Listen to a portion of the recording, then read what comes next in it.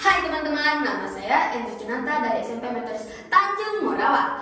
Pada hari ini saya akan menceritakan si Iti buruk rupa. Begini ceritanya, di peternakan yang sangat indah ada seekor Iti yang ingin mengambil 7 telurnya. Ia pun bersabar dan perlahan demi perlahan ke-7 telur itu menetas. Namun ada yang janggal. Satu Iti tersebut ada yang aneh. Ia berwarna abu-abu, tidak sama dengan saudara-saudaranya. Akhirnya pun saudara-saudaranya mengejeknya. Kau itu yang buruk rupa, kami tak akan berteman denganmu. Namun ibunya pun menghiburnya dengan mengatakan, tak apa-apa nak, tidak ada saudara-saudaramu yang ingin berteman denganmu. Ada banyak hewan yang pasti akan berteman denganmu di peternakan ini. Ia pun berpergian ke peternakan mencari teman. Pertama, ia ke tempat sapi. Hai sapi, apakah kau ingin menjadi temanku? Sapi itu pun berkata, aku tak mau menjadi teman dengan Iti yang buruk rupa. Si Iti yang dengan kesedihan hati, ia pergi ke kandang ayam dan mengatakan, Ayam, apakah kau ingin menjadi temanku? si ayam itu pun berkata, Aku tak mau berteman dengan Iti yang buruk rupa. dengan sedih hati, ia pun pergi ke rumah dan mengatakan segala kejadian itu ke ibunya. Ibunya pun menghiburnya lagi dengan berkata, tak apa-apa nak, ada ibu di sini untukmu.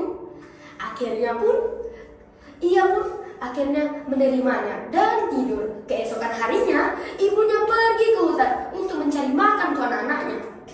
Namun, naasnya ada seorang pemburu yang menembak ibunya. Ibunya yang tertangkap oleh pemburu tersebut pun tak dapat mencari makan untuk anaknya. Anaknya yang menunggu di depan peternakan dari pagi ke malam, dari malam ke pagi. Si Iti pun berkata, Jika ibuku tak pulang hari ini, aku akan pergi dari peternakan ini. Tak ada yang ingin menjadi temanku. Keesokan harinya, ibunya belum pulang. Akhirnya pun ia lari dari peternakan itu. Namun, ia tak bisa mendapatkan makanannya sendiri. Akhirnya pun ia pingsan karena kelelahan. Namun, ada seorang pemuda yang baik hati. Ia menemukannya dan berkata, malangnya kau Iti, aku akan merawat kau dan berikan kau tempat tinggal untuk kau menjadi dewasa. Dari tahun ke tahun,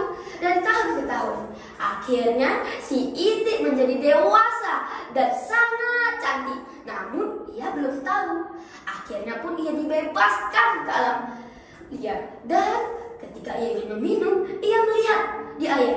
Engkau siapa? Kenapa engkau bukan diriku? Akhirnya ia melihat ke samping dan ke kanan, tidak ada orang. Ia melihat ke belakang dan ke depan, tidak ada orang. Akhirnya pun ia berputar-putar, menghayapkan sayapnya, dan ia sadar bahwa itu adalah dirinya. Dengan senangnya ia pergi ke sungai dan ia melihat seekor angsa. Ia pun berkata, Hei angsa, mengapa engkau sama denganku? angsa itu pun berkata, lelucon yang sangat baik.